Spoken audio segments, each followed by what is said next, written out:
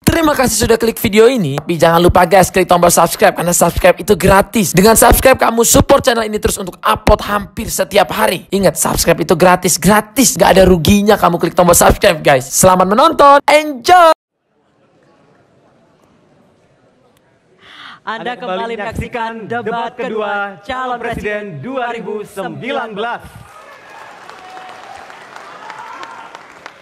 Baik, dan di segmen ini calon presiden akan menjawab pertanyaan dari tim panelis. Selain menjawab pertanyaan, masing-masing calon presiden juga diberikan kesempatan untuk saling menanggapi. Dan pemirsa dan hadirin sekalian, ini adalah pertanyaan tema infrastruktur yang telah dipilih oleh calon presiden nomor urut 01. Waktu menjawab adalah 2 menit. Kita buka pertanyaannya. Baik. Ya.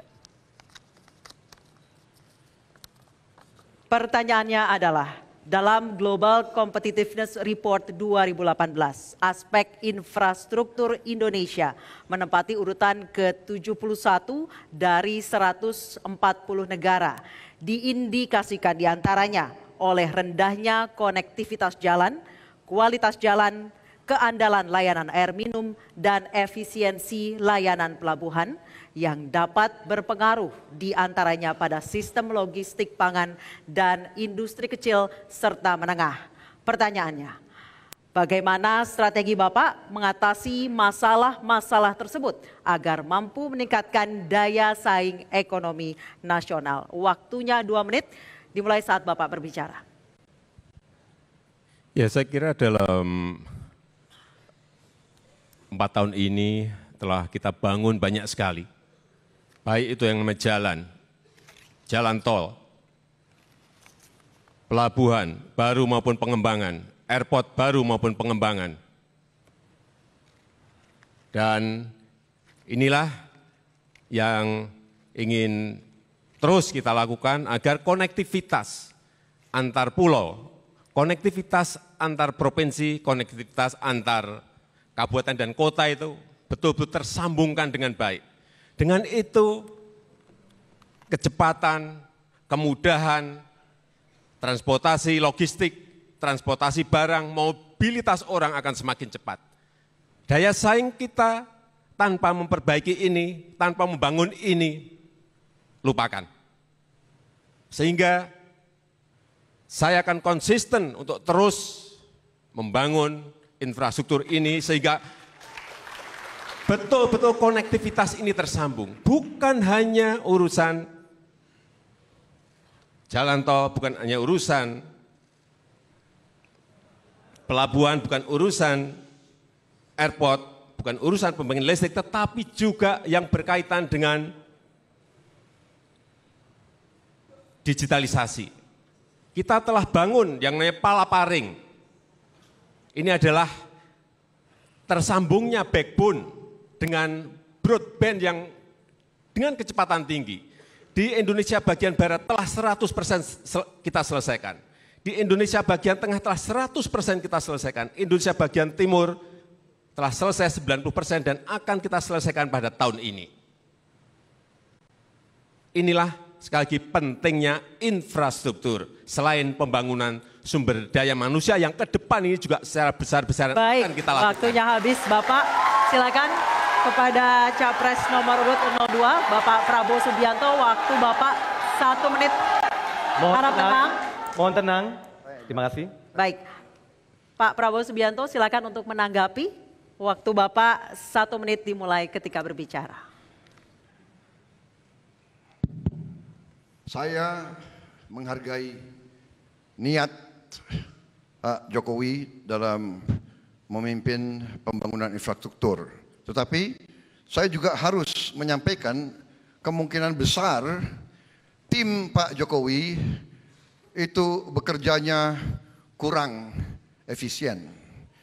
Banyak infrastruktur yang dilaksanakan dengan gerusa-gerusu tanpa feasibility study, yang benar. Dan ini mengakibatkan banyak proyek infrastruktur yang tidak efisien, yang rugi bahkan yang sangat-sangat sulit untuk dibayar. Jadi ini yang jadi masalah. Infrastruktur harus untuk rakyat, bukan rakyat untuk infrastruktur. Gak bisa infrastruktur nanti hanya jadi monumen, tapi tidak dimanfaatkan. Sebagai contoh LRT di Palembang dan lapangan terbang, Kertajati, dan macam-macam lagi. Waktunya 1 menit sudah habis, Bapak. Terima kasih. Baik, calon presiden 01, Pak Jokowi silakan menanggapi. Waktu Bapak 1 menit dimulai ketika berbicara. Ya, kalau tadi Pak Prabowo menyampaikan tanpa visibility tadi, saya kira salah besar. Karena ini sudah direncanakan lama. Mohon tenang, mohon tenang. Ini sudah direncanakan lama. Tentu saja semuanya ada dan ada juga DED-nya, semuanya ada. Dan mengenai tadi yang disampaikan, misalnya LRT Palembang atau LRT MRT Jakarta, semuanya butuh waktu. Memindahkan budaya yang senang naik mobil sendiri, kemudian masuk ke transportasi massal, yang saya pelajari di negara lain butuh 10-20 tahun untuk memindahkan budaya itu. Tidak mudah. Artinya, kalau masih belum ramai, memang baru 4 bulan, 6 bulan. Mengenai Kertajati, ini tinggal menyelesaikan jalan tol sambung antara Kertajati Bandung. Begitu itu rampung, Airport Bandung akan semuanya dipindahkan ke Kertajati dan langsung ramai, Pak Prabowo. Waktunya habis, Bapak. Harap tenang, harap tenang. Mohon tenang. Harap tenang. Baik, mohon tenang. Terima kasih. Ya baik, dan kita masuk di pertanyaan yang berbeda namun masih soal infrastruktur. Dan tentu kami waktunya membacakan pertanyaan yang telah diambil oleh Capres nomor urut 02. Dan pertanyaannya adalah,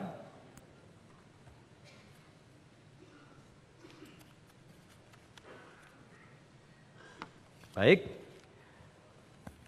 sejak era Orde Baru hingga kini, pembangunan infrastruktur masih banyak mengandalkan inisiatif pemerintah dan swasta, namun kurang memperhatikan pentingnya peran serta dan kebutuhan masyarakat.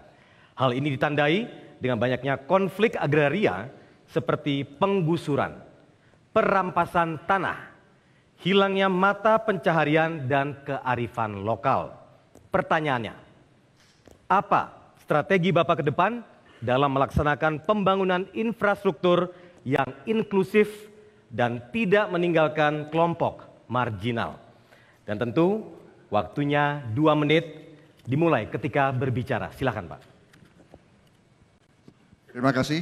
Saya kira ini esensi daripada pendekatan kita, bahwa tadi saya katakan infrastruktur harus untuk rakyat. Karena itu dalam perencanaan sangat penting untuk mengikutsertakan masyarakat-masyarakat yang akan terkena dampak daripada pembangunan infrastruktur tersebut.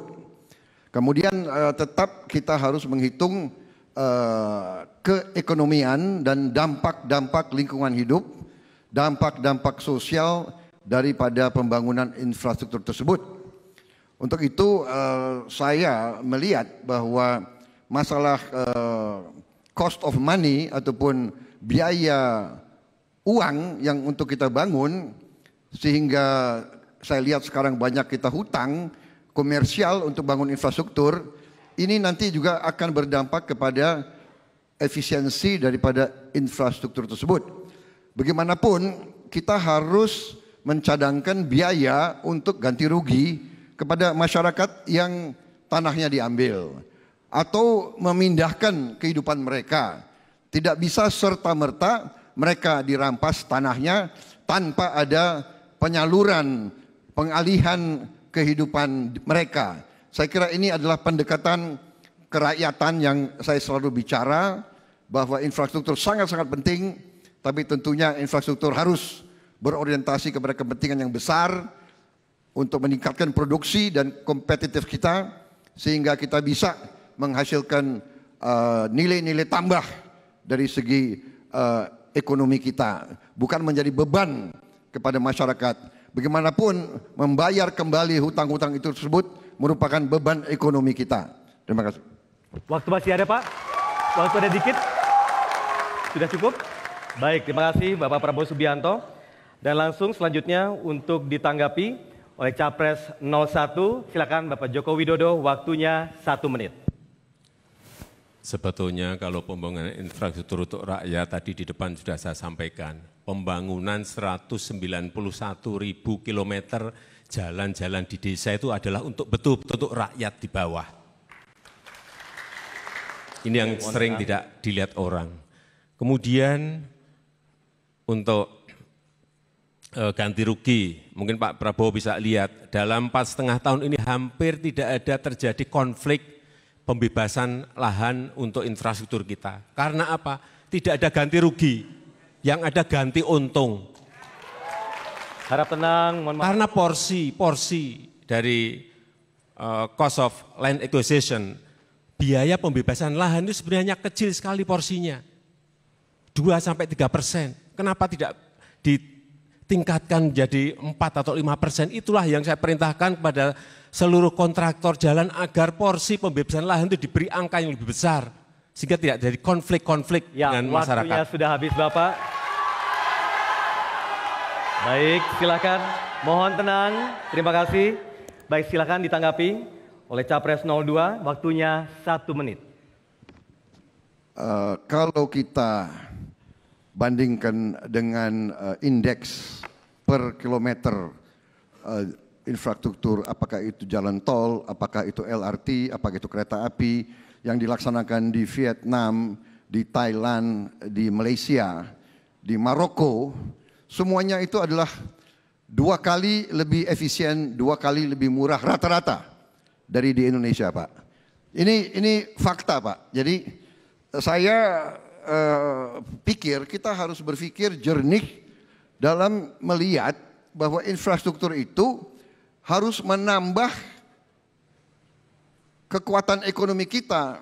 Kalau kita pelajari dan kalau kita lihat sekarang dalam laporan-laporan Bank Dunia yang terakhir-terakhir justru mengatakan bahwa hampir tidak kelihatan dampak terhadap pertumbuhan ekonomi kita secara real daripada pembangunan infrastruktur yang dianggap tidak efisien dan tidak sesuai dengan proses-proses yang tertib. Terima kasih.